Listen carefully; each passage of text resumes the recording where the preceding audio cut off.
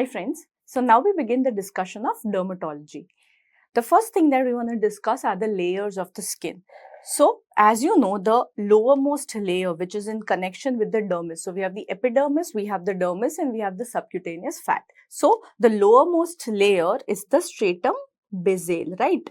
The name itself tells you that it's the basal layer and the topmost layer is the stratum corneum. Okay, in between there are three layers. So the trick to remember that is legs. Alright, so you want to remember the mnemonic legs, L, G and S. So the next layer here is going to be the stratum lucidum for L.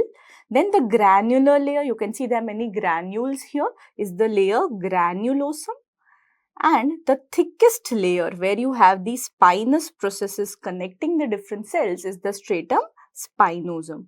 Okay, so these are the layers that we have. So how you remember them? Sometimes you can get a basic question asking you the layers. So you remember corneum at the top, basal, the lowermost, and then you have L, G and S in between. Alright, so lucidum, granulosum and spinosum. Now let's talk about the important cells in each of these layers. So in stratum basale, the two cells that you want to remember are the two M's. So we have the Merkel cell here and we have melanocytes here. Okay, so first let's talk about the melanocytes. These are the melanocytes which have these dendritic processes. What they do is they have melanosomes which goes to different keratinocytes and supplies them. Now every melanocyte is going to supply 36 keratinocytes and that is what is called as the epidermal melanin unit that you see here. So epidermal melanin unit is 1:36. Alright, that is what you want to remember. 1:36 is the epidermal melanin unit, meaning one melanocyte can give melanosomes to 36 different cells. Then what you want to know about Merkel cell, it is a sensory receptor and it is the only receptor which is present in the epidermis. Very, very important.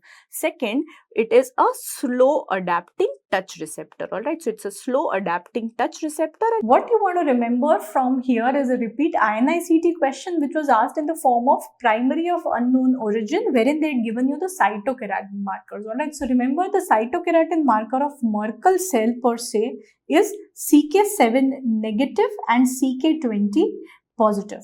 So this is also something that you see with colon C, and that was the actual question. So remember, colon and Merkel cell actually have the same markers here. So this is just one tangent that you want to remember here itself. Now going on to the stratum spinosum, here the cells that you want to remember are one, the Langerhans cell. So the Langerhans cells are antigen presenting cells. What are their CD markers is also very important. So first you want to remember 207, which is also known as Langerin. This is the protein that is present in these granules. Very, very important image-based question from PATH. This is an image showing you Birbeck granules. These tennis racket-shaped granules are the Birbeck granules and they have the CD207 positivity. Also, you want to remember CD1A positivity. Alright, so 207 and 1A positivity is what you remember here. Now, this is the thickest layer that I already told you. Alright, and here what you have, why the name spinous is because you have the spinous process which is nothing but the desmoglein. So we have these desmoglein 1 and 3, and when you have autoantibodies against it, what results is pemphigus. Okay, so this is the desmoglein that is responsible for the spinous processes and the acanthocytes. In granulosum, the name itself tells you that there are granules. So there are two granules that you want to remember. One are the keratohyalin granules. These granules have filaggrin, filament aggregating protein, filaggrin. When this is not there or there are antibodies against it, or this absence of filaggrin results in ichthyosis.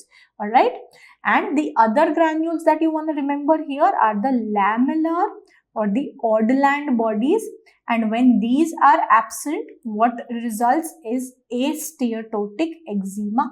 Asteatotic eczema. So you want to remember these two phrases as well. Stratum lucidum is a layer that is only present in palms and soles. Okay, so this is only in palms and soles. Coming to stratum corneum. Stratum corneum has these acellular flattened keratinocytes. So you want to remember the journey of a keratinocyte from the stratum basale to the corneum takes around 28 days, and then to be shed off is another 28 days. So this is what we call as the epidermal turnover time, which is 28 plus 28, that is 56 days. So that is known as the epidermal turnover time, which is 56 days. So you want to remember 36 and 56 together. Now, few definitions. So parakeratosis, hyperkeratosis, orthokeratosis. Parakeratosis means that there is nucleus which is present in the stratum corneum. This is what we see in psoriasis. Hyperkeratosis is the thickened stratum corneum seen in psoriasis again, and now in lichen planus. And orthokeratosis means hyperkeratosis minus parakeratosis. So obviously this is what is seen in lichen planus. Okay, so how to remember this is, orthopedicians are very hyper. Yeah, so you want to remember that they're very hyper, but they're not very pyara. Pyara is para. So this is how you can remember. Orthokeratosis is hyper but not para, which is lichen planus. All right, so this is about all of the layers of the skin that you want to remember, and with this we move on to the derma path findings next. Now with this train of thought only, let's try and finish off derma path from two pathologies, that is psoriasis and lichen planus, because we already know 1 point from each. We know already that in psoriasis what you have is hyperkeratosis and parakeratosis, meaning there is thickened stratum corneum and there is presence of nuclei within the stratum corneum. In addition, the findings that you see here are two very important microabscesses. So you have these pustules of Kohog and you also have Munro's microabscesses. So here you want to remember Munro's microabscess is present in psoriasis. In addition, I'll give you one more integrated mnemonic. So through our series of BTR, we're going to be doing a lot of integration between different subjects and different topics. The first one, here you want to remember that P and M are sticking together. Same way, now there's a cross mnemonic. We'll be studying a lot of cross mnemonics as well. So P and M, now you want to remember that you have Potrier's microabscesses in mycosis fungoides. Okay, so mycosis fungoides is going to be Potrier's microabscess. So this is P and M again. All right, so P and M staying together. Fine. So this is hyperkeratosis, parakeratosis, Munro's microabscesses, Kohog's pustule, and in addition, these are rete ridges, which are elongations of the epidermis in the dermis. These are club shaped or camel foot shaped. Fine. So this is what you want to know about psoriasis. What did we already study about lichen planus? So about lichen planus, we already remember that there is orthokeratosis, and what is orthokeratosis? Remember, they are hyper but they are not pyara. So this is hyperkeratosis minus parakeratosis. So you can see orthokeratosis here.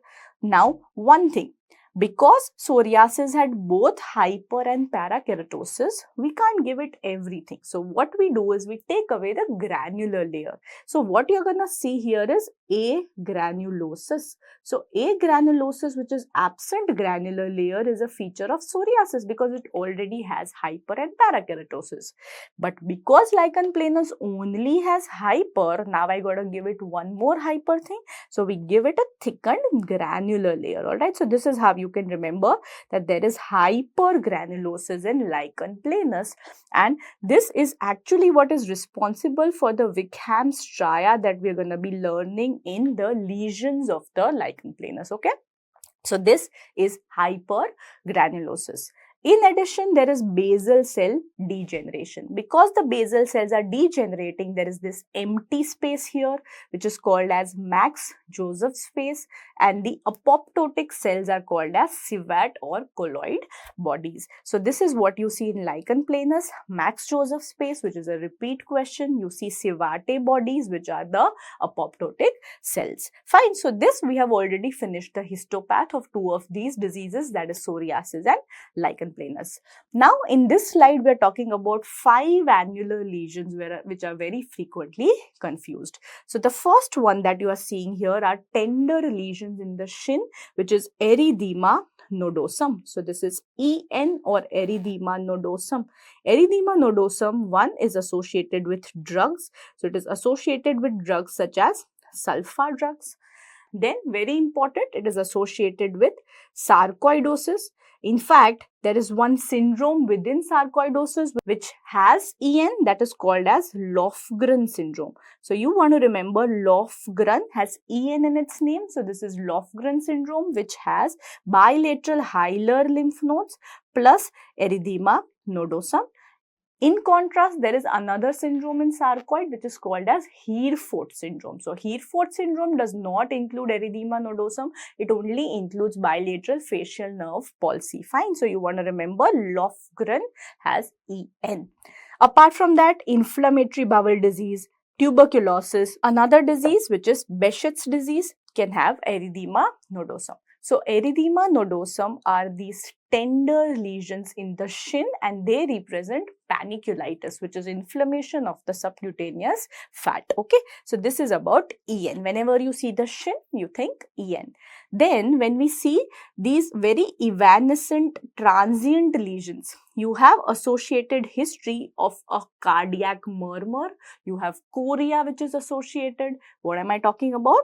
We're talking about erythema marginatum. So this is erythema marginatum, which is an association of acute rheumatic fever. So in acute rheumatic fever, you will have these evanescent skin lesions, which is erythema marginatum.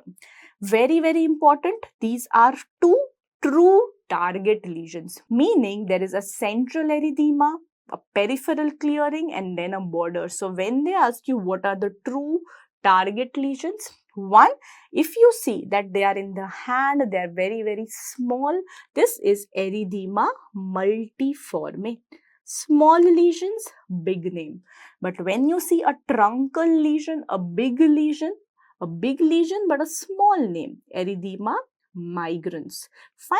So this is multiforme and migrans target lesions.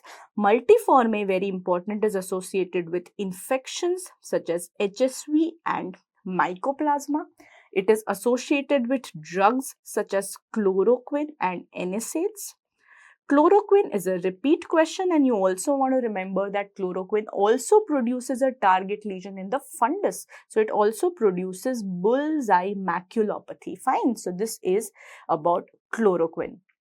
Now, talking about erythema migrans, very important, it is a cutaneous manifestation, earliest manifestation of Lyme's disease, which we have already talked about in micro, alright.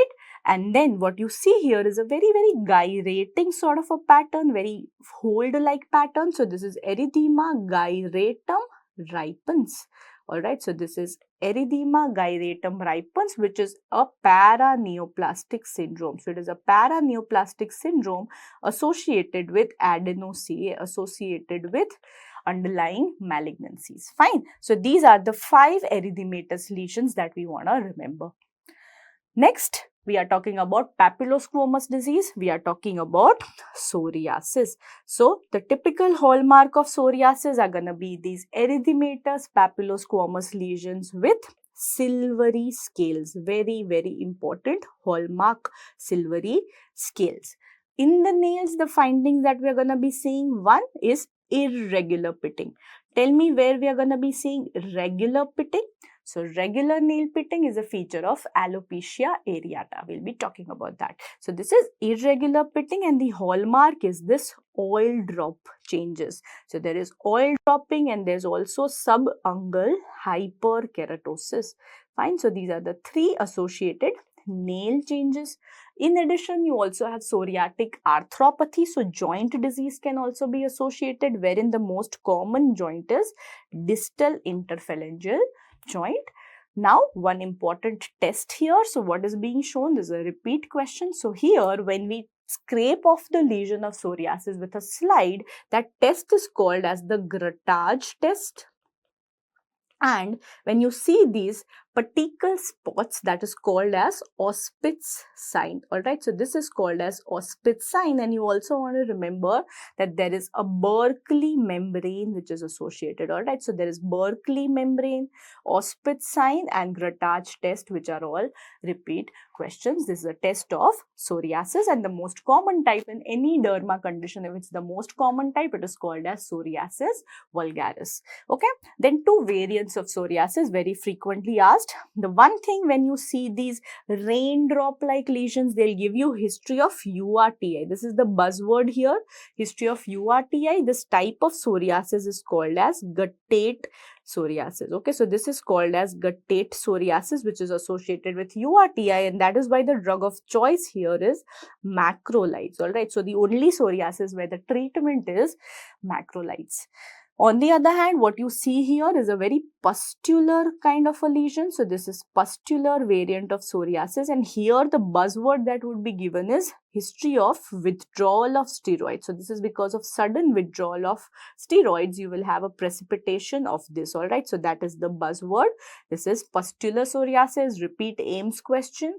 And here you also want to remember that if it happens in pregnancy, we call this impetigo herpetiformis. This is very unique to remember for you, and you'll forget it because there is nothing which tells you it is a psoriatic lesion, right? Impetigo herpetiformis. It looks as if it's herpetic related to herpes, but no.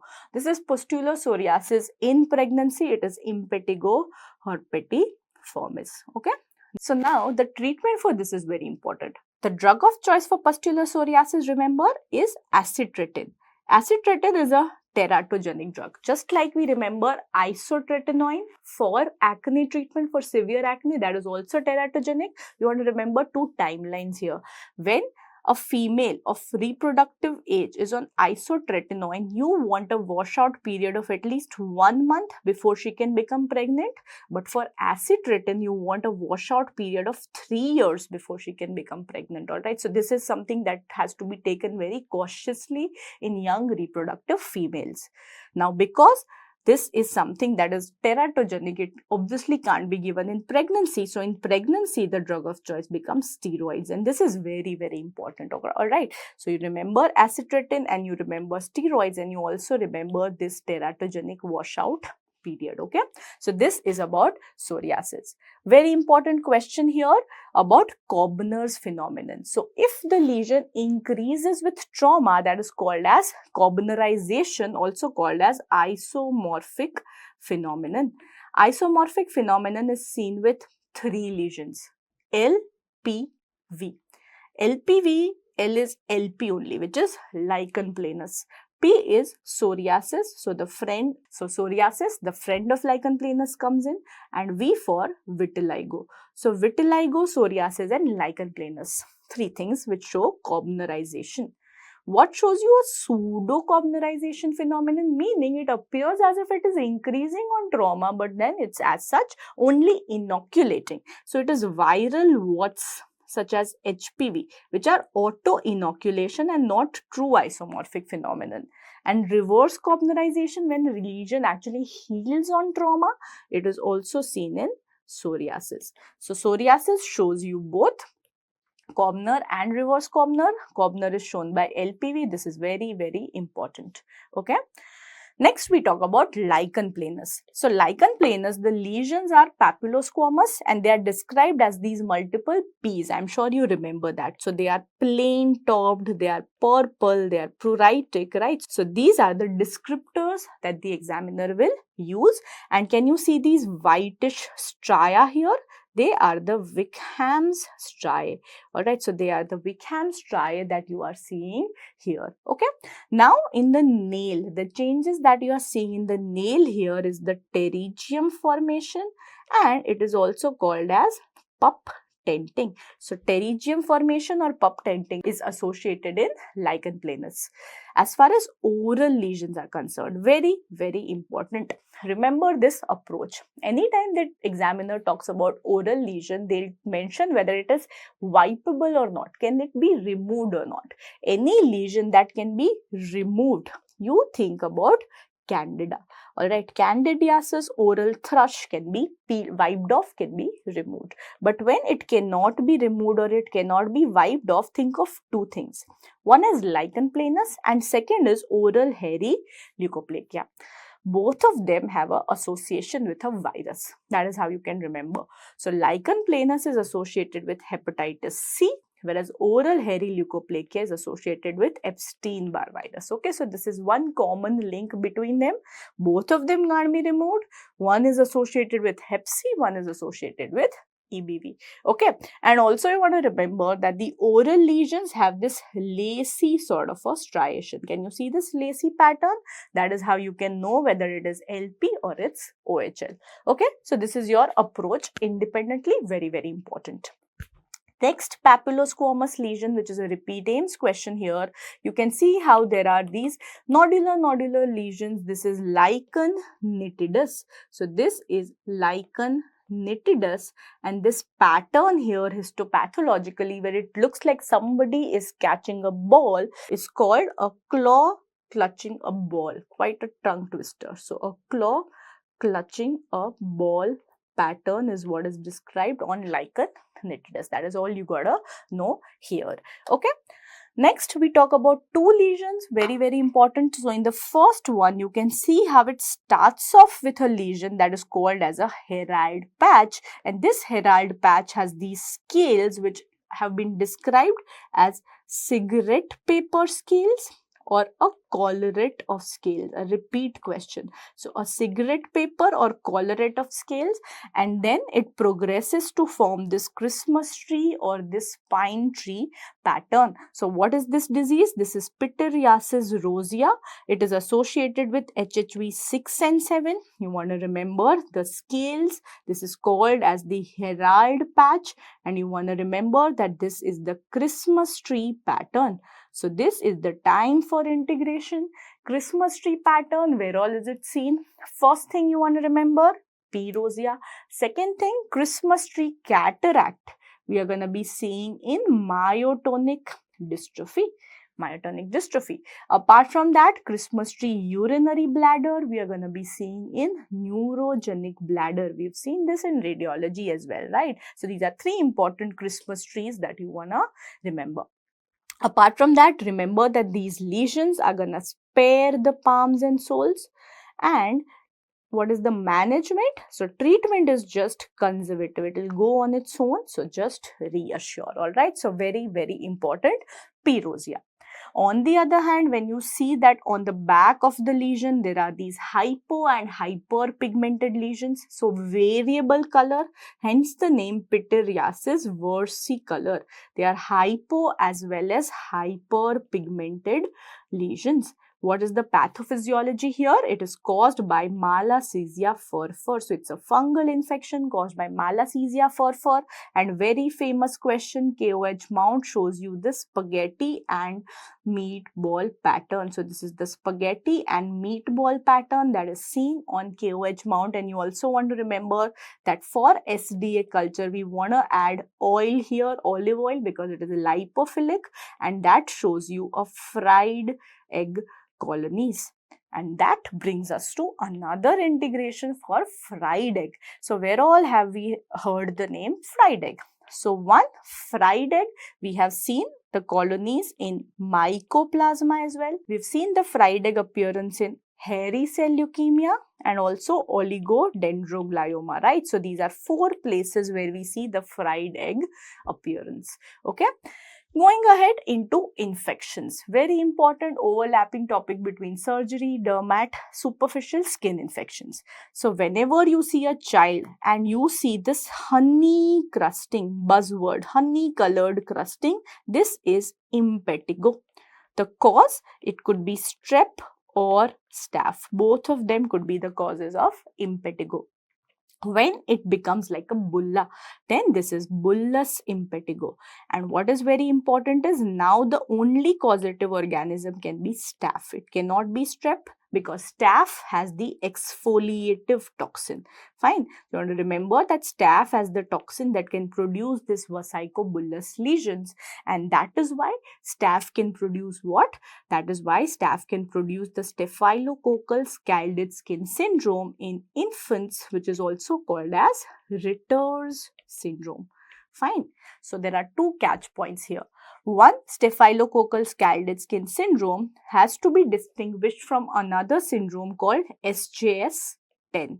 This is also a condition which produces diffuse cutaneous lesions because of drug. So here the buzzword is going to be drug intake. SJS10, when less than 10% is involved, it is SJS, but more than 30% is involved, it is 10. So 10 is not 10. Fine. So Stephen-Johnson syndrome, toxic epidermal necrolysis. So less than 10, more than 30%. How to distinguish? There will be oral mucosal involvement here, whereas SSS has no oral mucosal involvement. So this is the first learning point here in staphylococcal scalded skin syndrome.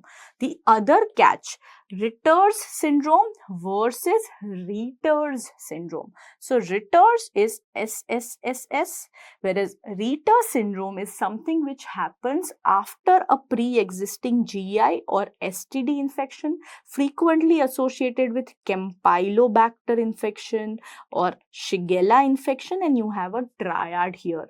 A triad of can't see, can't pee, can't climb a tree. Meaning can't see because there is associated conjunctivitis, can't pee because there is urethritis, and can't climb a tree because there is arthritis.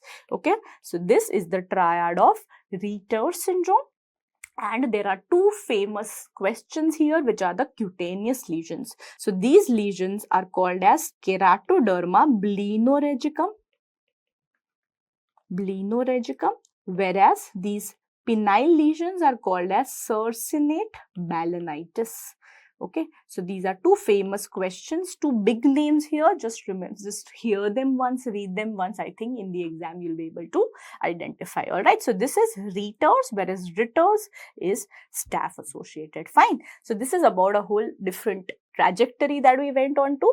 Now coming back to the superficial infections, very important, when you see that there is erythematous raised lesions here, this is erysipelas. So this is erysipelas here, whereas when you see that it is ill-defined and it is infiltrating, this is cellulitis. So the presence of well-defined raised lesions is what is gonna help you distinguish the two. All right, so this is erysipelas, whereas this is cellulitis, and so this is the difference between the two lesions.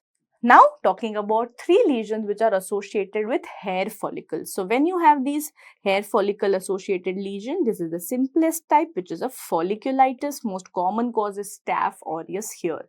But when you see that there is associated pus collection, this is furuncle.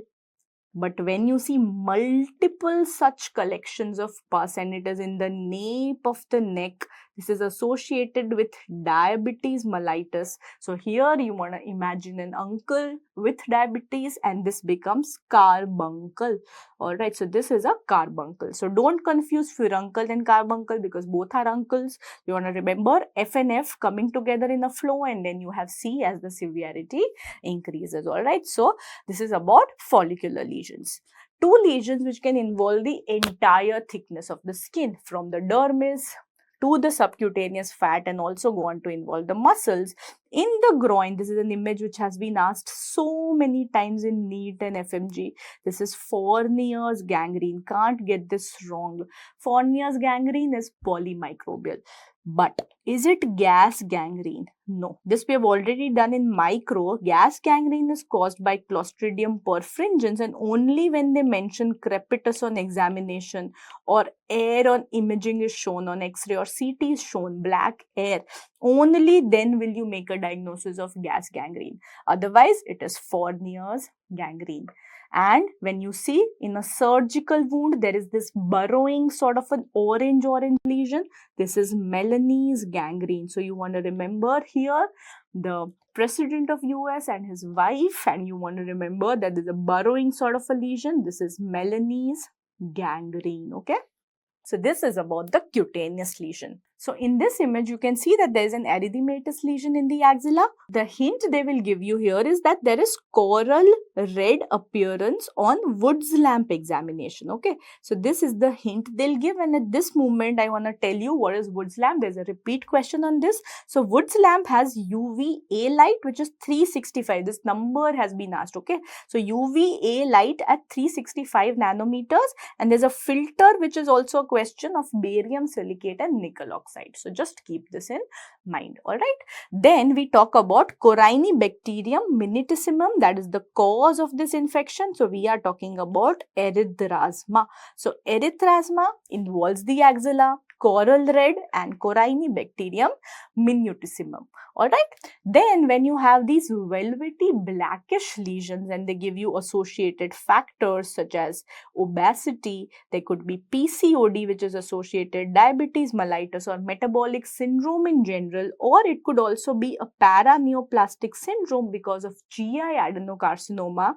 This is Acanthosis nigricans. Fine, so this is Acanthosis nigricans, which is seen here.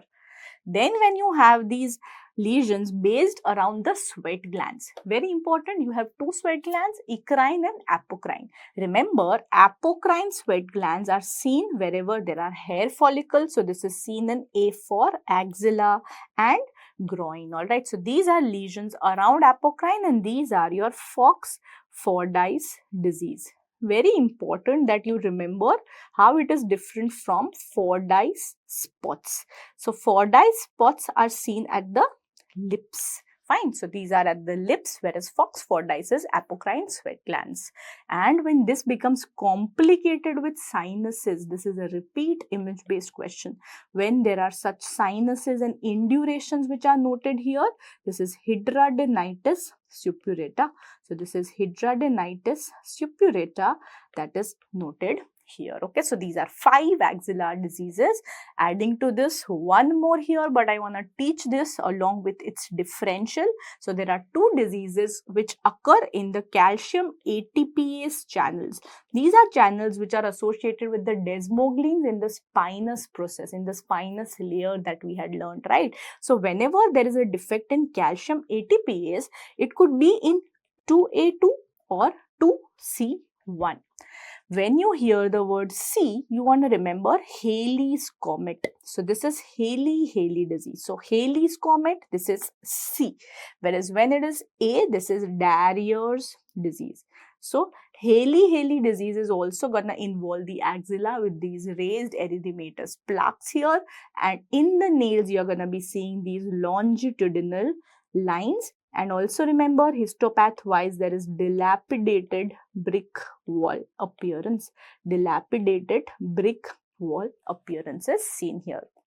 Darier's, on the other hand, you see these lesions called crop grains and crop rons. Fine, so these are these raised lesions, and there is a V-shaped nail defect that you can see here. All right, so these are 2 diseases. This is specifically for INI-CET here that you want to remember about this. So I hope the axillary pattern involvement is clear.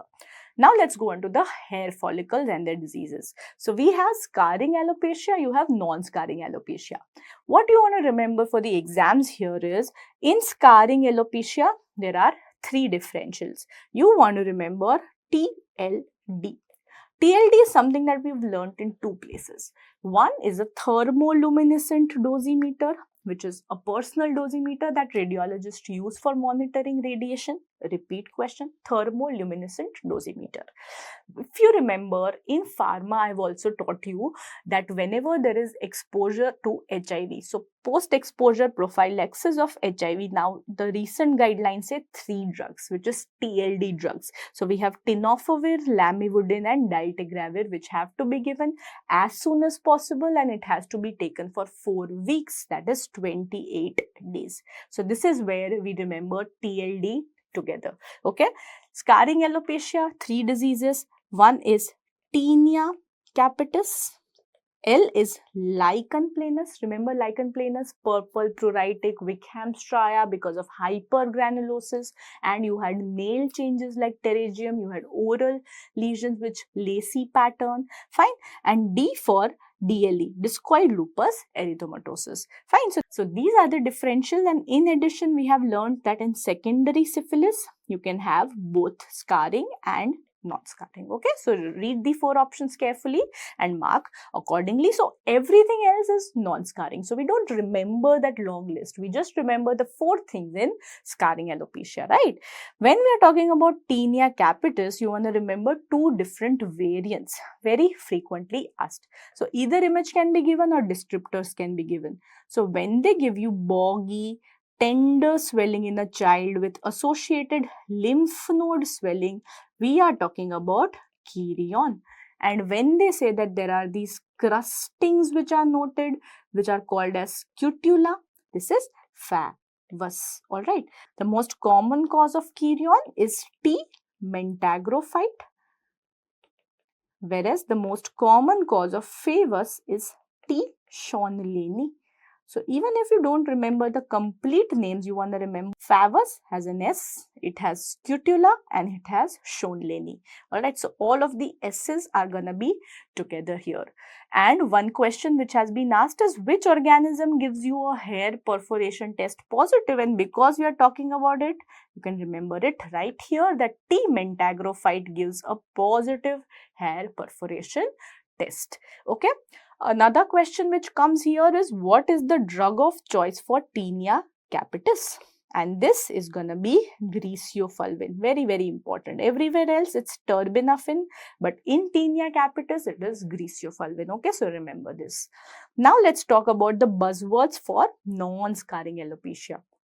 If they tell you that it is occurring after 3 months of a stressor, 3 months of a stressor or after pregnancy, but the buzzword is 3 months here, what is this? That is called as tenogen effluvium. Alright, so this is tenogen effluvium, whereas if chemotherapy is the buzzword, it is anagen effluvium. So you want to remember A, B, C, they stick together. So anagen effluvium is what is chemotherapy. If the buzzword here is accessible areas only are showing hair loss, meaning somebody is pulling them, this is an impulse condition called trichotillomania, right? So this is what is called as trichotillomania, and the pattern to diagnose this is going to be the fact that hair loss is only seen in areas which are accessible. Okay, so this is about buzzwords of non-scarring. One very important condition of non-scarring alopecia, they can give you this image wherein there is no inflammation, no scarring, and you can see that histopath-wise there are these lymphocytes near the hair bulbs. This is what is called as a swarm of bees sign. If you examine the hair bulb here, you see the exclamatory sign wherein basically the base or the hair bulb is widened, the shaft is very thin, and then again you have this widening at the distal part. So this is exclamatory hair sign. The nails are going to show you regular pitting. And there is a phenomenon called going white overnight, meaning the patient will tell you that suddenly only white hair are left. So it's not like his hair is turning white, but it's only the white hair which are getting spared. Okay, so that is going white overnight, meaning the white hair are spared by the alopecia. And what we are talking about is alopecia areata, which is an autoimmune condition, and it is associated with diabetes type 1, hypothyroidism because of Hashimoto's, or Sjogren's. So remember these 4 diseases in one breath. They are always associated with one another.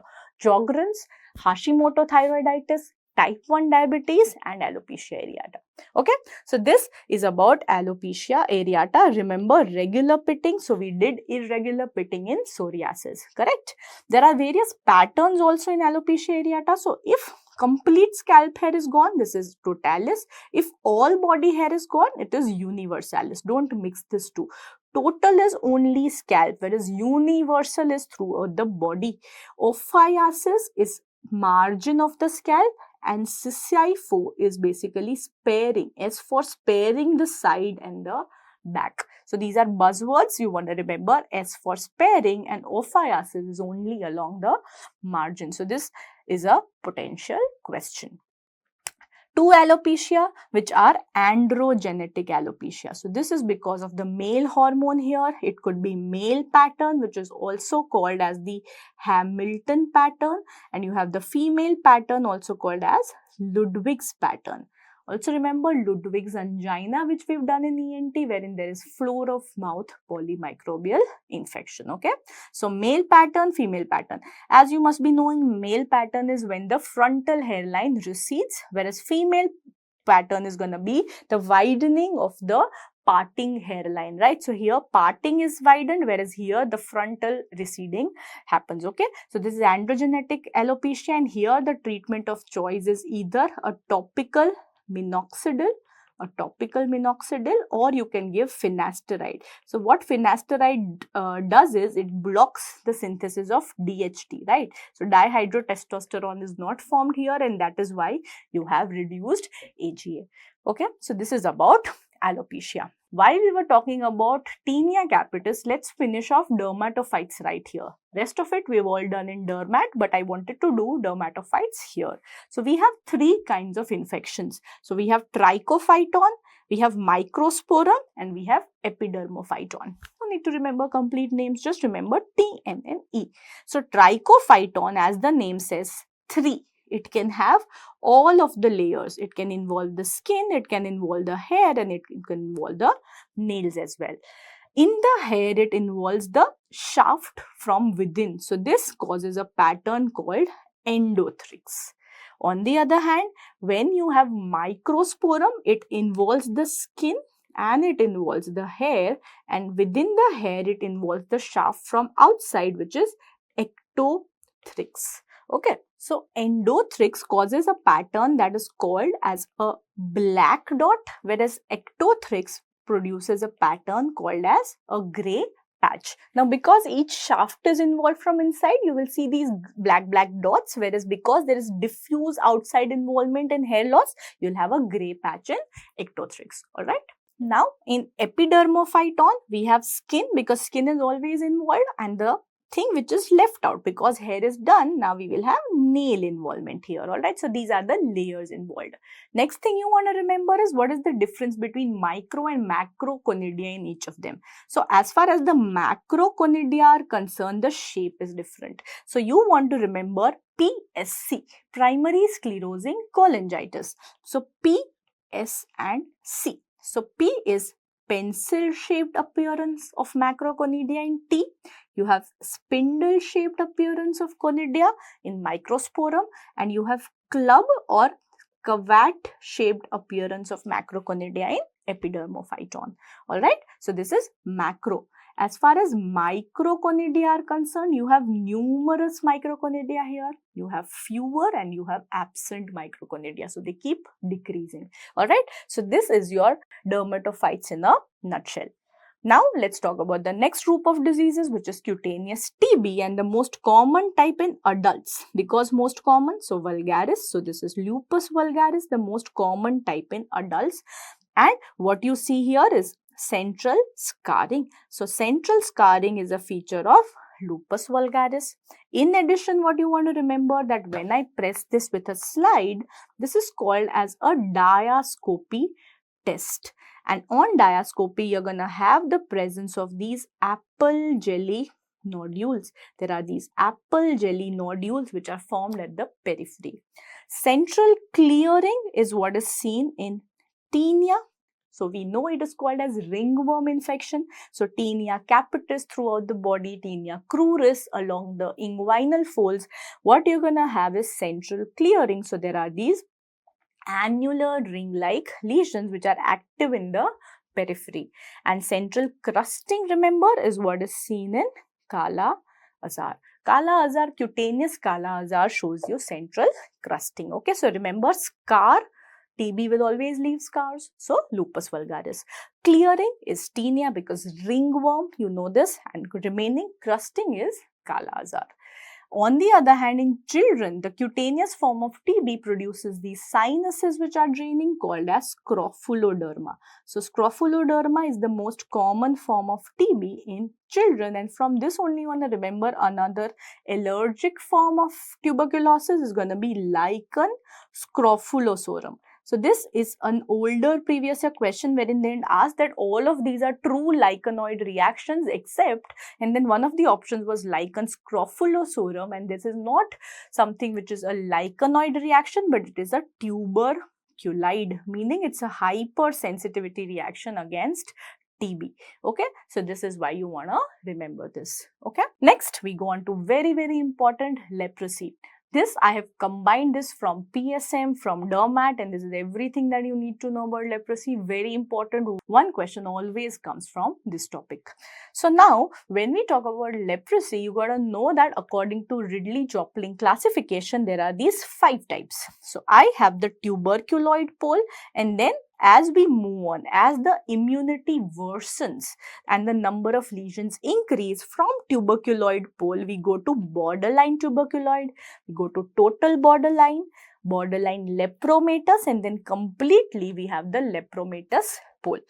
As we go from one pole to the other, how do the manifestations change? So the number of lesions will increase. Second, early on in the tuberculoid pole, there will be a single well-defined elevated lesion. Then it becomes completely ill-defined. You can't even make out how many lesions are there.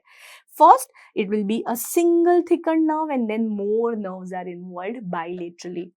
Slit smear examination here is negative because here the immunity is very good, but then the immunity worsens. So the number of infective mycobacterium increases on the slit skin smear. Here the lesions are anesthetic, the singular lesions are anesthetic, and then the sensations come, but there is glove and stocking anesthesia is what you want to remember. So peripheral nerves can be involved. Histopath-wise, in the tuberculoid pole, what you're going to have, because immunity is present, so you are going to have granulomas forming. But in lepromatous leprosy, very, very important, you have the zone of clearing that is called as the Grenz zone, and what you see are foamy macrophages. So histopath pattern, very, very important. When the immunity is good, you have granulomas, but later on you have formation of Grenz zone. All right. Then we talk about the morphology on the images. So in the exam, you can either get a theoretical question, or more likely they'll give you an image and they'll ask you to diagnose. So I'll tell you the buzzwords to identify which would be mentioned. So in the tuberculoid type, what you're going to have is a single raised lesion with associated nerve thickening. So they can give you that there is a nerve which is thickened here, there is a single lesion which is raised. In the borderline tuberculoid, you want to remember 2 things. You want to remember that there are satellite lesions. This is last year question. Satellite lesions. Can you see these lesions at the periphery? Satellite lesions, and then can be associated nerve abscesses. So what you want to remember here is Santa Banta. So Santa Banta is the trick. So SN, so Santa, and BT for Banta, right? So that is how you can remember. Then in the borderline, so this is the one which gets asked most frequently. In fact, if you get a question on this and if you're not sure, you go ahead and mark BB. BB has a variety of names. So the names which have been described for borderline lesions are annular, inverted saucer appearance. It has been called as a punched out lesion, right? So this is your borderline variant. Then as we go to borderline lepromatous, the number further increases. They start to become more ill-defined. And lepromatous is where the number could be in hundreds, and then you would not be able to discern them, right? So they become indiscernible as the number increases. All right. So the trick here is first to rule out whether it is Santa Banta, otherwise it is BB. Fine. So this is about leprosy. Now let's do a few one-liners from leprosy right here. So what is the route of infection? Remember, it is inhalational. It is not via cutaneous touch, it is inhalational. The virulence factor is PGL1, phenol glycolic lipid 1. Just want to remember this. Most common cranial nerve is the 7th nerve, and because 7th nerve supplies the eye, orbicularis oculi doesn't work, and the complication could be exposure keratitis, which is the most common cause of blindness in leprosy. Very important. Most common nerve for biopsy, this has been asked last year in NEET exam, this is radial cutaneous nerve. If this is not in the option, then you mark sural nerve, but first is radial cutaneous, which was asked, and the earliest sensation lost is temperature, particularly cold temperature is lost early, and this is very ironical because leprosy loves to involve the colder areas. That is why the peripheral nerves, the pinna, are the most common preferred sites because they are cooler. Alright, so that's how you can also remember this. Now we talk about the different variants of leprosy from where you can get questions. First, you want to remember indeterminate type. Indeterminate type, here you will have a child with hypopigmented lesions on the face, and you want to remember that there are gonna be sensations which are reduced or lost, because the biggest differential here is gonna be pityriasis alba. Pityriasis alba will also have child with face lesions which are hypopigmented, but they are gonna be itchy and they have scales, whereas here you are gonna have sensation which is reduced. Next form is the histoid type, wherein you have nodules. This is a type of lepromatous leprosy where lesions are not flat but they are nodules.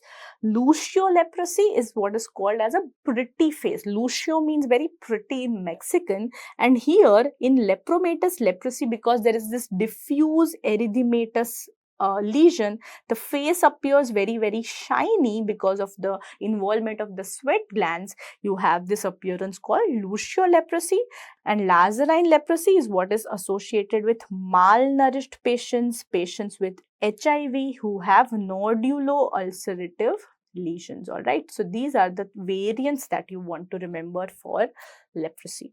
Okay, so this is in a nutshell the important stuff you want to know about leprosy. Now let's bring in PSM right here. So for operational definition, what you want to remember is that we have divided leprosy treatment into paucibacillary and multibacillary, because it's not possible for workers at the periphery to diagnose the exact type, isn't it? So what we are doing is we have divided into a very simplistic operational definition. You diagnose whether it's PBL or it's MBL, and then we treat accordingly. So if the skin lesions are 0 to 5, this is the most important. If 0 to 5 skin lesions, it is paucibacillary. If more than 5, multibacillary. If 0 to 1 nerve involvement, PBL. If more than 1 nerve involvement, multibacillary. If skin slit smear is negative, it is PBL. If it is positive, it is multibacillary, right? As simple as that. So how does the treatment change? Now, according to WHO, now we are following a uniform MDT. Earlier, there used to be different drugs for PBL, MBL, but now it's the same, just the timeline varies. So a PBL person has to take the pack for 6 months, whereas a multibacillary person has to take it for 12 months. All right, so this is what you want to remember now. We follow the WHO uniform treatment. It is still not accepted in the national leprosy guidelines as far as India is concerned, but then you still want to remember for the exams that this is what is being followed now. So what does that include? All of these patients are getting these 3 drugs, which is RDC. So rifampicin, first of all, it's the most effective drug against leprosy, is 600 mg once a month supervised, meaning this is also a type of DOTS regimen wherein the patient comes to you once a month. Once a month patient comes to you, you give him rifampicin 600 mg, then and there it's done. Dapsone he has to take daily. So 100 mg OD he has to take, and clofazimine is both. So clofazimine you give him 300 mg once a month supervised when he comes to you, and 50 mg he has to take on a daily basis. So how you remember is 600 and 100, and then you half both of them, so it becomes 350. Okay, so this is something you want to remember the doses for. We also have different blister packs. So this is what India currently follows, wherein there are different packs for paucibacillary and multibacillary. So just remember the colors. For multibacillary, which is now gonna be followed for everybody, it's a pink pack, whereas paucibacillary was a green pack. For a child, it is blue and brown. So now with the upcoming guidelines, this is the only thing that will now be used. Okay. Now talking about the lepra reactions, very, very important. So we have type 1 and type 2 lepra reactions. Hypersensitivity type, extremely important, easy to remember that the sum total should be 5. So type 1 lepra reaction is actually a type 4 hypersensitivity, whereas type 2 lepra reaction is a type 3 hypersensitivity. So basically the total has to add up to 5, as easy as that. Type 1 is what is seen in the borderline type. So borderline tuberculoid or borderline lepromatous, and it is seen within 12 months of treatment. So there is relation to treatment. Whereas in type 2, it is seen in the lepromatous pole when the immunity starts to improve and there is no relation to treatment here. Here, the pre-existing lesions, very important. This is the buzzword, that pre-existing lesions become raised, they become tender. All right. Whereas, so here you can see how the pre-existing lesions are becoming raised and tender. Whereas in type 2, which is also called as erythema nodosum lepra, what people have are new lesions. So we have new nodular lesions which are associated in type 2, and there is associated systemic involvement in type 2, which could be because of fever, there could be arthralgia, there could be the presence of orchitis as well. Okay, treatment wise, very, very important that if they ask you the first line in type 1, it is NSAIDs. What is the drug of choice? It is steroids. Same with type 2. What is the drug of choice? It is steroids. First line is also steroids here.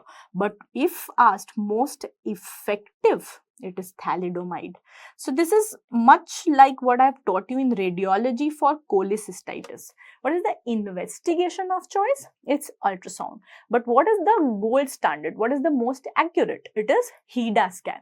So technically it is far better, but it is not used because it has a lot of side effects. There's a lot of radiation. Same with thalidomide. So many side effects, particularly flipper baby, phocomelia. We don't want to use it, but it is overall the best. All right. So you want to read the question carefully. Drug of choice is steroids. And one important thing, do you stop the leprosy treatment? No. So you continue the leprosy treatment. All right. So you continue your multi-drug therapy. This is always going to be in the option that you stop MDT. You do not stop it. Fine. So this is about lepra reactions. So now we're going to be talking about STIs, sexually transmitted infections, and this is one of the most important topics for all the exams, FMG, NEET and INI-CT, and you get short questions from this, and there have been certain exams where you get 3-4 questions from this topic because this comes in DERMAT, this comes in Gynae, this comes in PSM as kits, so I'm going to integrate all of it and bring it in one place. So you do this from here and it's done. Fine. So we are going to be taking an approach which is going to follow the syndromic approach that the kits follow, and we take it from there clinically. Okay. So here the color coding of kits is also very important. So now I've seen lots of mnemonics for these. All right. So now what we're going to do is forget all of these mnemonics. So there's more brain space which is created. And when I say that, you are like, great, no more mnemonics. Okay. So the first kit we remember is where we say great. So from great, we remember that the kit 1 is going to be gray in color. Another great thing about it is that it can treat 3 different pathologies. It can treat urethritis, which is urethral discharge, cervical discharge, which is cervicitis, and painful scrotal swelling. Okay, so 3 conditions can be treated by the same kit. So again, we go great. Now, what the causative organisms are for urethritis, cervicitis, and painful scrotal swelling are the same. So we have gonorrhea and we have chlamydia. These are the 2 most common organisms. Okay, so now the fact here is, how do you distinguish which infection is there clinically? You know, a separate question if you want to distinguish, how do we do that? So when you make a smear of the cervical discharge and you find that there are WBCs with, and you find intracellular diplococci, that finding is going to be suggestive of gonococci. But when there are only WBCs without any diplococci, that is chlamydia. If asked what is the investigation of choice, you say it is NAAT, nucleic acid amplification test. Fine. Now remember, as far as treatment is concerned, we never treat one of them alone. They always are treated together. Even if you prove it is gonorrhea, you got to treat for chlamydia because coexistent infection is very common. So drug of choice for gonorrhea is cefixime. Drug of choice for chlamydia is azithromycin. So what we do in the kit is combine them. So we are giving azithral 1 gram stat and we are giving cefixime 400 mg OD stat. You want to remember these drugs. And because it is a stat treatment, the patient takes these drugs and he is done. So that is why patient also goes great. Alright, so you want to remember gray kit is great. 3 things, no pneumonics and 2 drugs treated gonorrhea and chlamydia at the same time. So azithral and cefixime. Okay, so this takes care of urethritis cervicitis group for us. Next we go into the group of vaginal discharge. Here you want to remember Rachel Green. From Friends, you know Rachel Green. So Rachel Green is a female and now I've spoiled Rachel Green forever, and you want to remember green kit is for vaginal discharge. Okay, so here first I'm going to teach you the approach. How do you approach a case of vaginal discharge? 3 differential diagnoses. Before we go into the pathologies, one repeat question is when they asked you that a young female presents with vaginal discharge around mid-cycle, around 14th day of her cycle, and she has having no malodor, it's just physiological discharge. So remember, before you go into pathology, rule out physiological discharge because that is a repeat question. Not all vaginal discharge is pathological. If it occurs around the mid-cycle, around the ovulation, and there is no malodor, that is physiological. Okay. Now coming on to the main stuff, which is pathological. If they give you that there is thin off-white discharge with a fishy odor, the buzzword here is going to be the fact that there's fishy odor without much inflammation, and there are these clue cells on a smear, which are these epithelial cells with these rod-like bacilli coating it. The pH is alkaline, and if you add KOH, there is a amine odor, and that is called as a whiff test. Very, very important. So there is a positive whiff test. Another question here is Amsel's criteria is what is used for bacterial vaginosis. Amsel's criteria is used for this, and what we are talking about is bacterial vaginosis, and it is caused by Gardnerella vaginalis. The drug of choice is metronidazole. Next is trichomoniasis. The buzzword is there is associated inflammation. So there is yellow-green discharge, inflammation, and that is why you have strawberry cervix, strawberry vagina here because of the associated cervical and vaginal inflammation. Again, the pH is abnormal, and what you would see are these trichomonads. We've already discussed this in micro that the trophozoites here are going to have a single nucleus, and there are 4 flagella here and then 1 flagella anterior. So total 5. You remember the auntie here. So this is trichomonas. Again, the drug of choice is metronidazole. Talking about Candida. So Candida all C's here. So you have cottage cheese, curdy sort of a discharge here, and you have pseudohyphane. This is the only infection wherein the pH is normal. So you want to remember that there is acidic pH here, which is normal in Candida. Everywhere else it is increased. And fungal infection. So drug of choice is fluconazole. So the approach, 3 buzzwords. If it is a fishy odor, clue cells, whiff test, or Amsel's criteria words are mentioned, it is bacterial vaginosis. It is not an itis, it is not inflammatory in nature. This is caused by Gardnerella. Then we have strawberry cervix, strawberry vagina. You have a trophozoite which is seen. We are talking about trichomoniasis. Both of them, Metrogyl is the drug of choice. When we talk about Candida, curdy, cottage cheese discharge, normal pH. fluconazole. So now you got the idea that we got to treat with Metrogyl and fluconazole to take care of everything. Because Metrogyl is a longer treatment, we replace it with secnidazole in the kit. So secnidazole 2 gram OD stat and fluconazole 150 mg OD stat and stat treatment, and we are done with vaginitis and its clinical approach as well, which gets you sure shot questions. Now we go on to the approach to ulcers, and then we look at the kits. So whenever you are dealing with a case of genital ulcers, you always have to approach it with painful ulcer or painless ulcer. If it is painful ulcer, there are two differentials. If it is not ulcer per se, but the examiner is mentioning vesicles or erosions which are red. So remember red, this is erythematous vesicles and erosions, and I'll tell you why I am stressing on red in a minute. So this is vesicle and erosion, and the diagnosis is herpes simplex, and this is gonna be HSV2. Remember, STIs below the belt is HSV2, above it is HSV1. So herpes labialis is HSV1. Encephalitis is HSV1. Okay, so this is herpes simplex virus 2. Another painful lesions, it makes you cry. So this is Haemophilus ducreyi. You remember cry, and this is chancroid. So H. ducreyi chancroid causes painful ulcers. All right, so painful, look, if it's vesicle, it's HSV, otherwise it's chancroid. If it is painless, look at the morphology of the ulcer. If the ulcer is having this hard indurated base and you are having lymph nodes also which are very painful, very rubbery, we are talking about chancre, primary chancre caused by syphilis.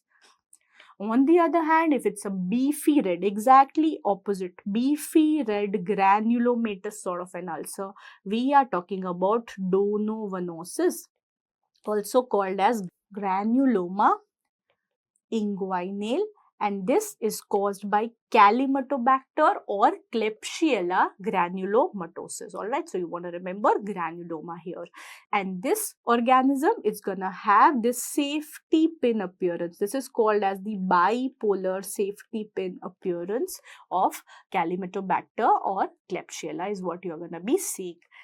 If the ulcer is painless and it is transient, in fact you don't even see the ulcer anymore, all you see are these lymph nodes which are called as buboes. So you are seeing these buboes, which are these enlarged inguinal lymph nodes. They could be seen above and below the inguinal ligament, and this is what is called as the groove sign. So inguinal buboes have this groove sign, and the cause here is going to be chlamydia.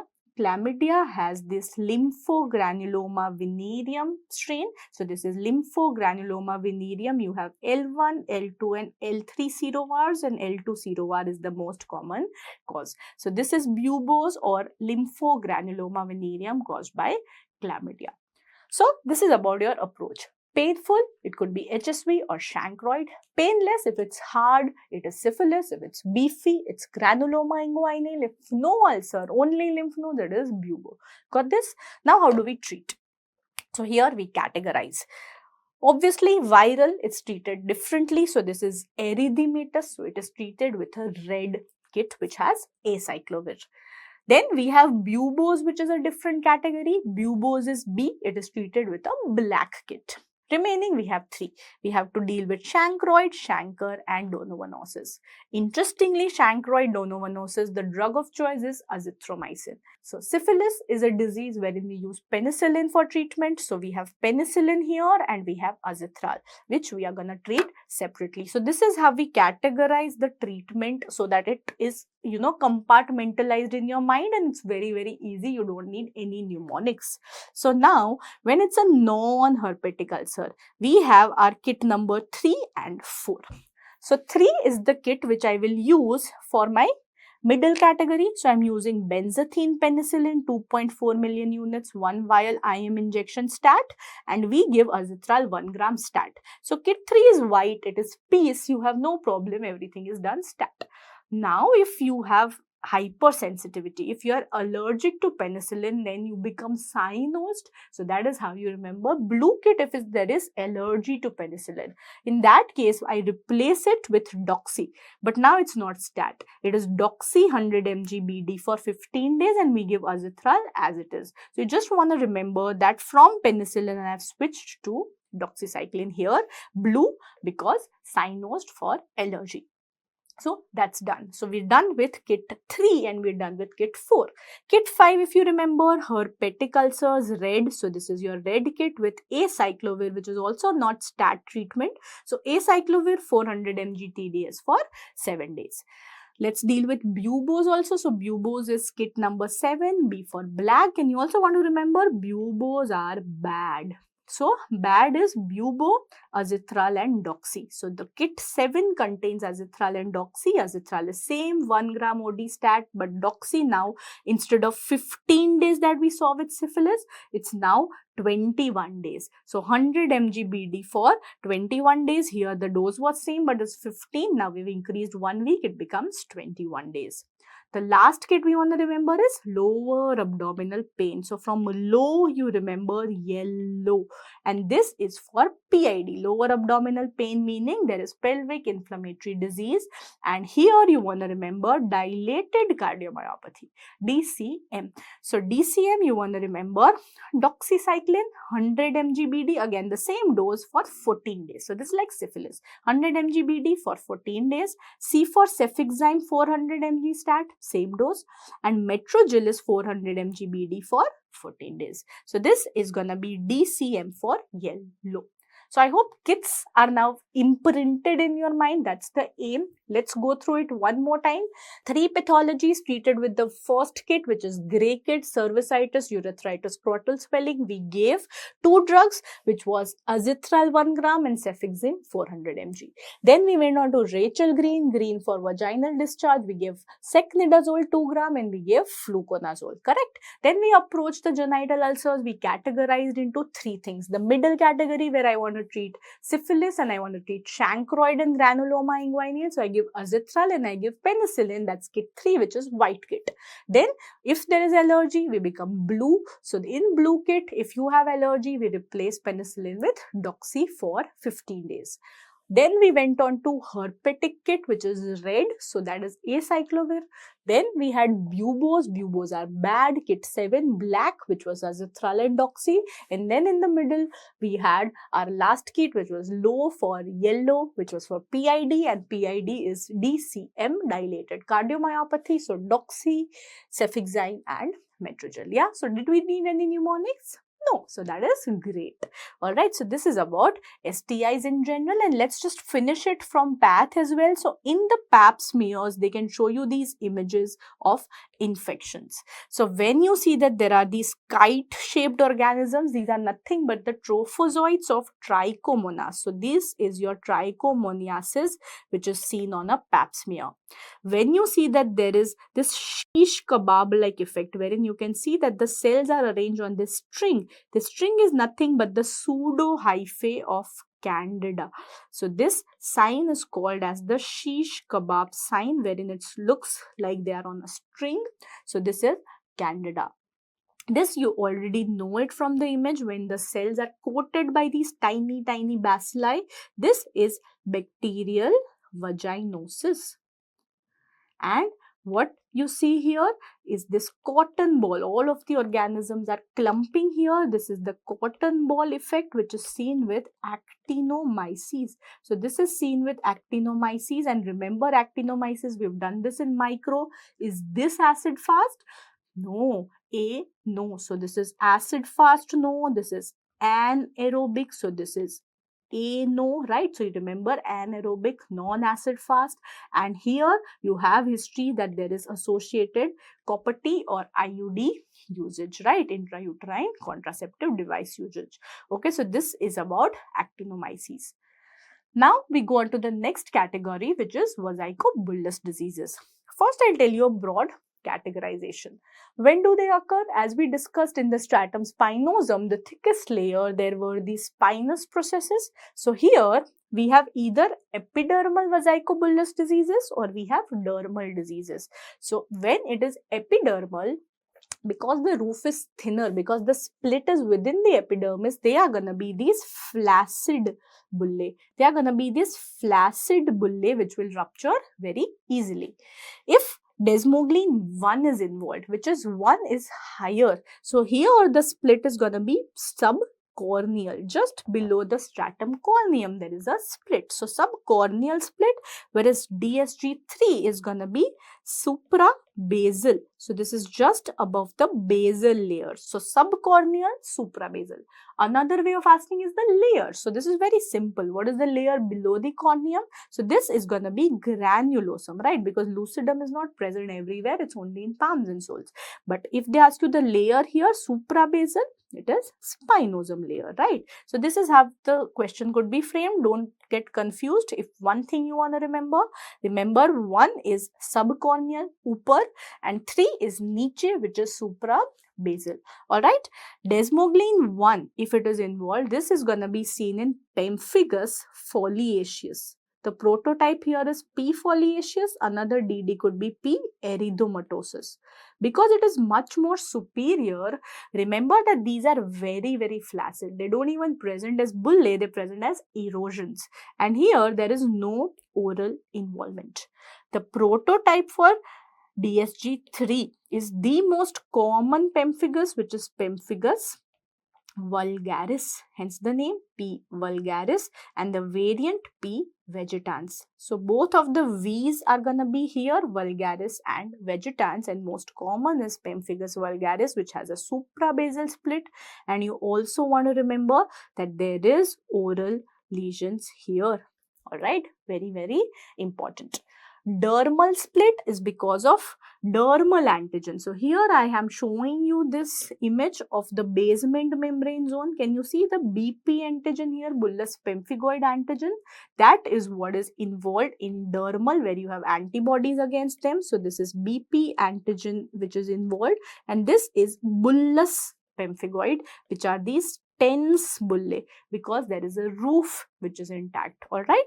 In addition, there are other dermo-epidermal lesions which I will talk about, but the prototype is bullous pemphigoid. One special category is mechanobullous disease. Just remember the name. If there is bullous disease with trauma, the diagnosis is epidermolysis bullosa. Just remember EB, epidermolysis bullosa. It can be congenita or acquired acquisita. Alright, so this is epidermolysis bullosa. Epidermolysis bullosa, remember, has 3 types. The congenital type, it can be simplex, where there is keratin 514 involved. It could be junctional, wherein you have laminin which is involved, and in dystrophic, you have absent type 7 collagen. The most important antigen you want to remember is type 7 collagen. Why? Because both of these, the type 7 collagen and bullous pemphigoid, are going to be tense bullae. How do you distinguish? So this is AIMS special, INICT special, where we do a special immunofluorescence called salt split immunofluorescence. If the split is in the roof, meaning the antigen involved is higher placed, that is bullous pemphigoid. But if it is in the floor, that is epidermolysis bullosa acquisita, or basically the congenital type, that is dystrophica. So acquisita or dystrophica, meaning type 7 collagen is involved. So don't get confused here. One trick to remember this, salt split immunofluorescence is being talked about in the question. Roof is BP. You can remember it as a trick that BP is something that we drink on the roof. Fine. So I think that is something that can help sort this complicated topic. Now let's see the images. So the first group we are discussing is the pemphigus group, meaning that here it's an intraepidermal lesion. Okay, so pemphigus vulgaris is the prototype. So you're gonna have these flaccid bullae which are very easily ruptured. You have a Nikolsky sign which is positive in pemphigus but negative in bullous pemphigoid, meaning if you apply tangential pressure to them, they are gonna rupture. Okay, so this is the prototype of pemphigus. If you see oral lesions, oral ulcers are present, then I know that it is P. vulgaris and it can't be P. foliaceus. Then if you do an immunofluorescence, very important because it's intraepidermal, we are going to have this fishnet pattern, very, very important fishnet pattern wherein you have IgG and C3 getting deposited. And when you see the split, can you see how these are the basal layer? It's a supra-basal split, and that is how I know that it is P. vulgaris or P. vegetans, but P. vulgaris is more common. So this is suprabasal split, and this is also called as a row of tombstone appearance. Okay, so this is your row of tombstone appearance that you can see here. Fine, so this is about pemphigus. Now let's talk about the three diseases in the dermoepidermal junction. The prototype here is bullous pemphigoid, BP. Bullous pemphigoid, as I said, is going to have these tense bullae. And there is also pruritus which is associated, because if you do the histopath, there is going to be presence of eosinophils, all right, not neutrophils, eosinophils. If you do the immunofluorescence, you are going to have the deposition of IgG and C3 along the dermoepidermal junction against BP antigen, right? So this is all the points you need to know about bullous pemphigoid. Then what we see here is this linear deposition. When we see what is the deposition, it is IgA.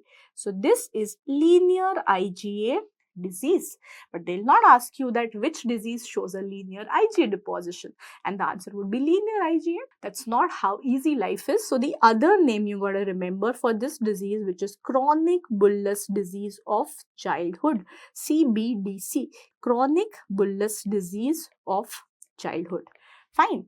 The kind of lesions that you're going to see here are going to be perioral perigenital. This is called as a string of pearls appearance. And one association I want you to make here, if they give you a child with such lesions which are perioral perigenital, also think of zinc deficiency, and that is called as acrodermatitis enteropathica, because you will also have associated diarrhea.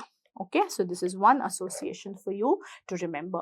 So this is linear IgA disease, chronic bullous disease of childhood, string of pearls appearance, and whenever IgA is deposited, drug of choice is Dapsone, whereas for pemphigus and bullous pemphigoid, it is a steroid pulse treatment that you give. You can also give cyclophosphamide, all right? Now comes the most important part, where they give you on the extensor surface, there are these pruritic lesions, erythematous lesions. This is dermatitis herpetiformis. Now, neither is this a dermatitis nor is this a herpetic lesion, but the name is because there are clustered erythematous lesions which are vesicles and there is pruritus, hence the name, but it is basically the cutaneous manifestation of celiac disease. Very, very important. Immunofluorescence is very important. You're going to have this granular deposition, and this pattern is called as picket fence appearance. This picket fence granular appearance, wherein you have the deposition of IgA at the dermal papillae. All right, so this is IgA deposition in a picket fence manner. If you see the histopath here, you're going to have neutrophils which are present. Okay, so I told you eosinophils are present in BP. Neutrophils, or these papillary micro abscesses, are what are noted here in dermatitis herpetiformis. Remaining things about celiac we have discussed in GI also. Okay, so just to recap, remember, so brow is to be avoided here. What is brow? Barley, rye, oat and wheat. These are the four things to be avoided in the diet. And what is the drug of choice? Again, it is Dapsone. So the trick is, wherever IgA gets deposited, drug of choice is gonna be Dapsone. Okay, so this is about the vesico-bullous diseases. Next, we go on to the pigmentation disorders. So here I'm going to teach you the approach. So first we can have epidermal pigmentation or we can have dermal pigmentation. So epidermal pigmentation is something which is gonna be brown in color, whereas dermal pigmentation is gonna be slate gray or blue in color. This is because of the Tyndall effect, alright, that is the one thing you wanna remember. If we do a Woods lamp examination, remember Woods lamp, UVA of 365 nanometer. If we do a Woods lamp, there is going to be accentuation here, but no accentuation on Woods lamp here. That's the difference. In fact, because it is blue, this is also called as ceruloderma, and one drug which causes this, which is a repeat question, it is amiodarone, right? So amiodarone causes dermal pigmentation, that is ceruloderma. Fine. Now we talk about three conditions which show you epidermal pigmentation. If this is the image wherein you have it around the face, this is called as mask of pregnancy. This is melasma or cloasma, which is associated with pregnancy or OCPs. If you see that the nose is showing pigmentation and they give you history of joint pain, they give you history that there is retroorbital pain with fever, think of chikungunya with hyperpigmentation. This is a repeat question and this is called as the chick sign of chikungunya. If you have a patch at the shoulder with associated hair, this is the Becker's nevus. So this is the Becker's nevus. Now dermal pigmentation, if it's an infant with this lumbosacral pigmentation, these are Mongolian spots. Just reassure the parents that it's going to resolve by 2 years of age on its own.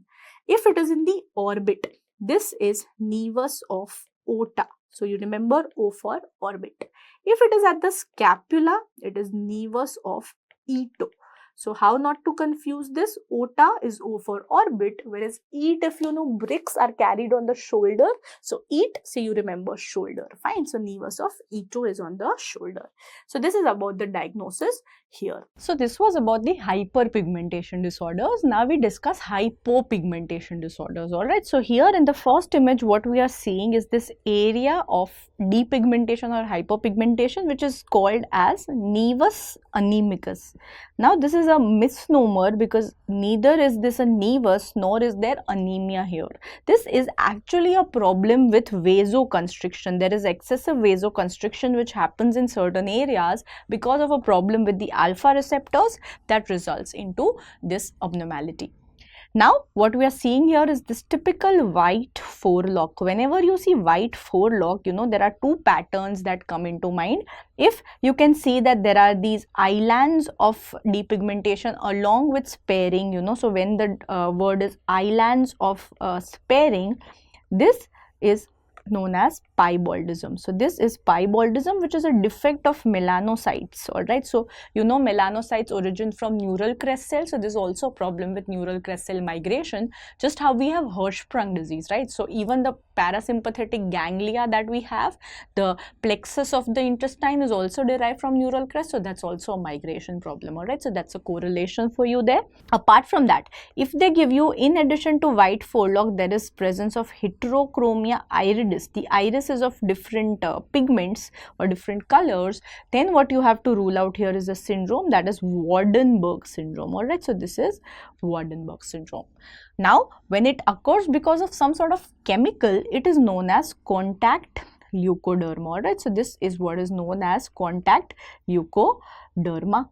So here you can see this typical pattern of slippers which results in rubber slippers. So this is because of the presence of hydroquinone here. So this is because of rubber.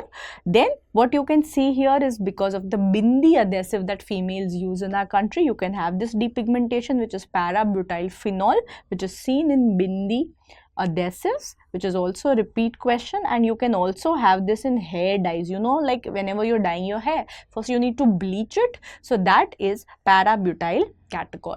All right. So this is about contact leukoderma. So these are the important hypopigmentation disorders that we need to know about. Now two patterns, very important. In the first image, you can see how the nasolabial folds are involved. There's an erythematous rash involving the cheeks and the nose, and the nasolabial folds are involved. Whereas here you have this area being involved, but the nasolabial folds are spared. So this is what is the typical appearance of the malar or the butterfly rash of the SLE. So this is SLE, whereas if it is involved, this is what is rosacea. So this pattern here is rosacea that you want to remember, where the nasolabial folds are involved. They'll give you history of triggers here, that it gets triggered. There are these telangiectasias which happen. There's this flushing which happens anytime the person is emotional, or there is spicy food, or there's hot weather. So triggers would be mentioned here in rosacea. Fine. Now talking about ichthyosis. So when you see this fishnet pattern over the limbs, this is the most common type. This is ichthyosis vulgaris. I have already told you that this is because of antibody against filaggrin. Correct? So this is ichthyosis vulgaris. If they give you this history, this is last year NEET question wherein a baby is born with a membrane. This is called as a colloidal baby, and this type of ichthyosis, which eventually the membrane sheds off and you have this fishnet lesions which are seen in the trunk. What is this? This is called as lamellar ichthyosis. Fine. So this is lamellar ichthyosis. Another ichthyosis wherein you're going to have fishnet pattern on the trunks, that is X-linked ichthyosis.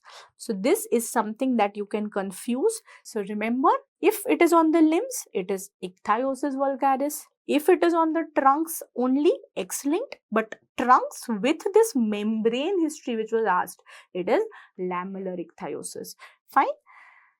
One independent image which can be asked to you, what is this? So this is the patch test that is done for allergic contact dermatitis. So this is done for allergic contact dermatitis. One very important allergen is nickel that is present in artificial jewelry, right? So this is read at what time is a question. So this here is read at 48 hours. And if it's not present, at 96 hours. All right. So this timeline has been asked. So remember 48 and 96 hours. Next slide is for malignancies that we got to remember. So when you see this lesion here, red lesion with these raised pearly nodules, this here is the most common malignancy, cutaneous malignancy, which is basal cell carcinoma, has a very good prognosis. And this image has been asked of histopath, wherein you see this true palisading and you see the cells in a layer. This is what is called as a true palisading. Okay, so this is basal cell carcinoma. Next malignancy, I've already talked to you about it. Where do we see Potrier's microabscess? So you remember PM, Munro's microabscess in psoriasis, Potrier's microabscess in mycosis fungoides. Okay, so this is mycosis fungoides, and what you also see here are these lymphocytes which are going towards the epidermis. So this is what is called as epidermotropism, and this is nothing but cutaneous T-cell lymphoma. Cutaneous T-cell lymphoma, if you look at the cells individually, they have a nucleus which is a cerebriform nucleus. So the word cerebriform we will also read in the stomach as far as Menetrier's disease is concerned. We will also read a cerebriform nasal or a paranasal sinus mass, which is basically inverted papilloma. Okay, inverted papilloma, Menetrier's, and cutaneous T-cell lymphoma or mycosis fungoides. When this becomes hematologic, all right, so when this goes into the bloodstream, it's no longer cutaneous, then we call it Sézary syndrome. Then we call it the Sézary syndrome. Okay, so this is about that. Then talking about melanoma. So remember, they can show you an image of a melanocytic nevus and they can ask you what's the complication. So that's an easy question. It turns into melanoma, and the signs that it's turning malignant is A, B, C, D, E. They can ask you these individually and one of the options can be wrong. So A is asymmetry. If the margins of the nevus become asymmetrical, if the borders become uneven, or there are multiple colors which are developing. Diameter is important. This number is important. It becomes greater than 6 millimeter, or it is evolving, meaning it's changing its size and shape. So A, B, C, D, E, asymmetry, borders, color, diameter, and evolving. Remember this full form. And also they ask you what is the most important prognostic factor. It is the depth, which is the Breslow's depth. All right. So remember, most important is the depth of involvement, that is called as Breslow's depth in melanoma. Okay. Now, two particular things I want to tell you. What you are seeing here is a horn. So this is what is called as a cutaneous horn that is seen in actinic keratosis. Actinic keratosis is something which is a pre-malignant condition that can turn into squamous cell carcinoma. On the other hand, when you see this kind of a stuck on, that is the buzzword that would be mentioned, this stuck on kind of brownish appearance. So when you see this stuck on appearance, this is seborrheic keratosis, and this could be seen in underlying malignancy. So this is also paraneoplastic condition when you have multiple lesions. This is called as sign of lesser Trellat. So multiple seborrheic keratosis can represent sign of lesser Trellat, and that is something which is a paraneoplastic syndrome, but overall it is not pre-malignant. So you want to remember that S cannot turn into S. When it is A, it can turn into S. Alright, so this is seborrheic keratosis and actinic keratosis, very easily confused, so I've just got them together. Next, we talk about the cutaneous syndrome. So neurocutaneous syndromes, first one, when you see these macules which are brownish, hyperpigmented, these are café au lait macules. So these are café au lait macules which are the hallmark of neurofibromatosis 1, and you want to remember NF1 is autosomal dominant, chromosome 17 neurofibromin. In contrast, NF2 you will have 2 for 22, it is also autosomal dominant. All neurocutaneous syndromes are autosomal dominant except Sturge-Weber. Talk about Sturge-Weber, wherein you will have a port wine stain on the face and you will have tram track calcification of the skull. That is sporadic. So you want to remember that Sturge-Weber is S for sporadic. Every other neurocutaneous is going to be autosomal dominant. When you see these two lesions, so you are seeing that there are nodular lesions on the face. This is adenoma sebaceum, and associated hypopigmented macules. These are ash leaf macules on the trunk. We are talking about tuberous sclerosis, chromosome 9 and 16. Remember, hamartin, tuberin, alphabetical order. Hamartin and tuberin, you will have hamartomas formation. So you can have subependymal nodules which lead to seizures. You can have angiomyolipoma in the kidney here, right? Very, very important question. A fat containing black mass in the kidney on CT, it's angiomyolipoma. If you see that there is violet lesions around the orbit, this is what is called as the heliotrope rash. And on the knuckles, you have these Gottron papules. This is a repeat question. What is the pathognomic feature of dermatomyositis? It is Gottron papules. So this is dermatomyositis, which is also associated with underlying malignancies. So this could be paraneoplastic. There are antibodies which are anti-MI2 antibodies and anti-Jo1 antibody, which is also now called anti-synthetase antibody, and there's a new syndrome called anti-synthetase syndrome, but you just want to remember in the options MI2 and Jo1 are associated with dermatomyositis. In addition, you can also have an erythematous rash around the neck, which is called as the shawl sign here. All right. So this takes care of derma for us. So this is the end of derma in around 2 hours. So this is how we're going to be doing the rapid revision of all the subjects. Let's quickly move on to the next one. Thank you so much.